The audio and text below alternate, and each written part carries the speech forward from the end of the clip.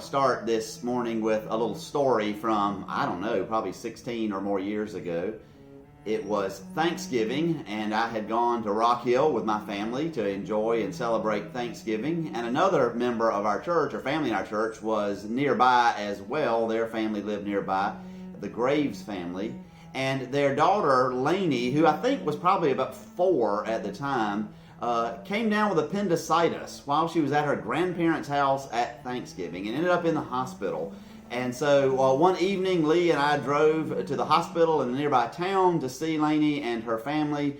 And I don't remember if this happened while I was there. I think it was just something that Dawn, her mother, reported to me later, but that Lainey just did not like, of course, being in the hospital and having to undergo surgery and all of the mess that she had to go through.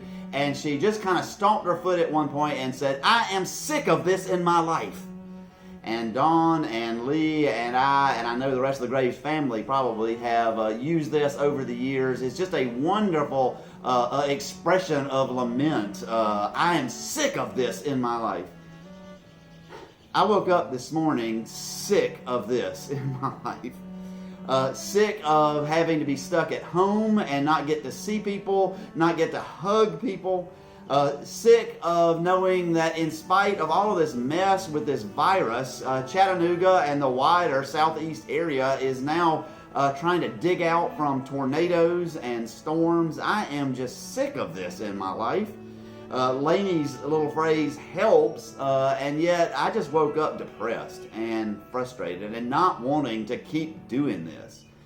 But then I remembered David Steindl-Rast, who is this wonderful monk who has dedicated his life to helping people be grateful. And he says that we need to learn how to be grateful for every moment, not meaning that we're grateful for everything, but we're grateful in every moment. And so I started thinking this morning, what are things that I'm grateful for right now? The first thing I thought of is going to sound kind of strange to you perhaps, but John Krasinski is a TV show personality. I don't really watch him, don't know. I never watched The Office. He was on that. He is now playing a young John Ryan, I think, in the Tom Clancy series. I don't watch that either. But he started 3 weeks ago this show from his home that he calls Some Good News. And it is a show where he brings good news about things that are going on. I've watched all 3 episodes, and I have cried through all 3, literally cried. And I just have to tell you the story about the first time. I was coming home on Thursday after filming the Easter Sunday service, and had it just playing in my car.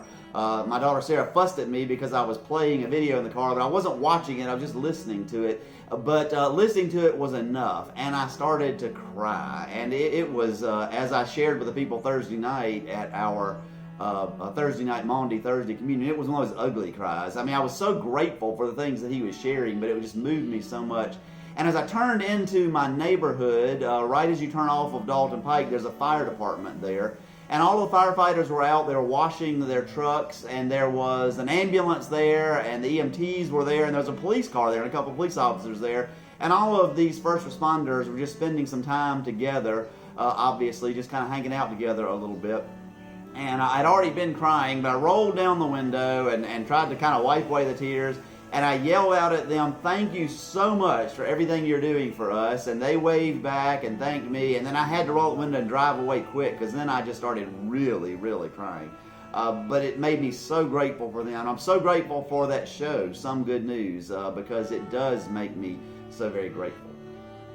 More than things that I see on the TV, or certainly more, even more than strangers who are caring for us, I am so grateful for people in my life. And I want to share 3 really quick stories. I could share just so many, and I had to actually pare it down.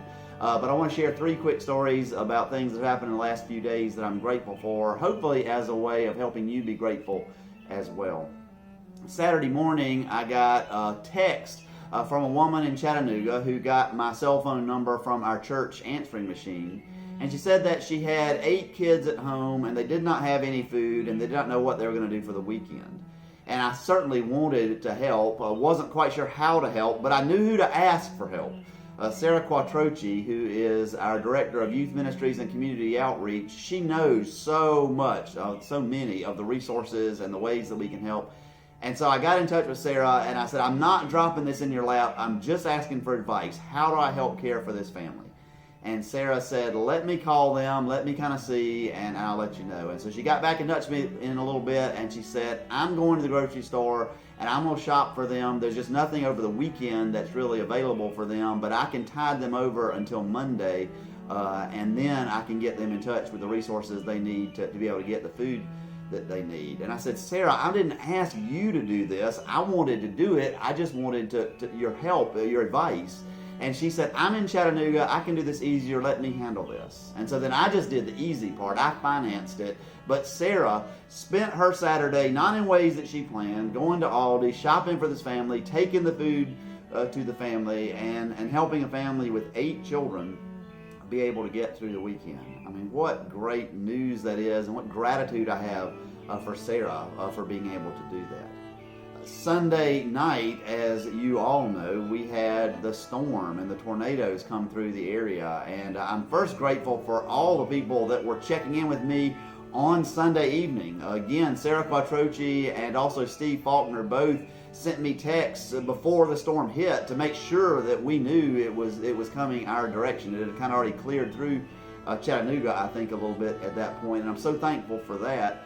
I got the family up, and we decided the only place in our house we have that is a kind of a secure spot is a closet underneath our staircase. And so I told the family, let's go ahead and plan to get into the closet. And then I stepped out onto our porch, the very porch that I'm sitting on now, to kind of listen, to hear. Could I hear that freight train coming? Could I hear the storm coming? And I'm just kind of standing out on the porch listening. And David Kruger realizes that this closet isn't going to work unless somebody does a little bit of work in there. And so David starts hauling out vacuum cleaners and boxes and things. And then he realizes that if we're going to be stuck in there for a while, we don't need to be sitting on the floor cross-legged. That's just not going to work. And so he rounds up 3 little stools and a tiny little cooler for each of us to sit on so that we would have a place to sit and would be just a little bit more comfortable. And I'm so thankful for him just kind of taking charge and taking care of the family at that point when I'm just kind of standing out on the porch just listening to the storm approaching. David also has taken upon himself to be the kind of the point person, the coordinator for doing lesson plans for our daycare as they can't meet right now. And I'm just so thankful to him and for all the things that he's doing, using his talents and whatnot. Last story I want to tell you is from yesterday. Yesterday was a wonderful but bittersweet day. My dear friend Carrie Barris, whose horse Comet lives with us, yesterday was the 2nd year anniversary of her husband's death. And so we had already planned that we would meet together and ride together at one of the few places still open, kind of between us and Asheville. She lives in Asheville, of course we live here in Cleveland. And so the Morganton boat ramp at Baker's Creek, about an hour and a half or so from me, is open, and their trails were open. And so we agreed that we would meet there and ride. And really, if it weren't for this horrible anniversary, I might have canceled it on her because I knew the trails were going to be a mess and the storm and all. But I really needed and felt like Carrie needed to see her horse and needed to get in a good ride. And so we went. We met Debbie Lashley there. Debbie's another one of our horse friends. And originally, Debbie was just going to meet us and kind of point us in the right direction. I'd never been there before. But instead, Debbie showed up with a horse, and she said, if it's all right with you, I thought I would kind of lead you guys. It's kind of a spider's web in there, and it might be better if I go with you. And so Debbie led us on a wonderful 14-mile ride. We had such a good time, and she was right. We would have just kind of stayed lost up in there if it had not been for Debbie. And for Debbie to be willing to give of her time to help us have a great ride was just so wonderful. And then Carrie, on her way back to Asheville, stopped at one of Anthony, her husband's favorite trails. And she did about a mile and a half, I think, run on the trail to a favorite spot. And she left some of his ashes there and then came back. And on her way back through, she saw some of those wonderful little dwarf irises that bloom this time of year. And when I got up this morning and I was feeling so depressed and just, again, feeling I'm just so sick of this in my life, I noticed that Carrie had sent me pictures of those dwarf irises.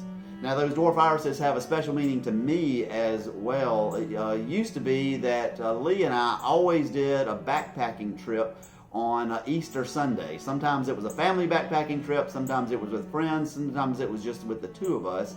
And I think it may have been the first time that we ever went backpacking on Easter Sunday afternoon. We were hiking in somewhere in South Carolina, and we saw for the first time that we had ever noticed those tiny little dwarf purple irises.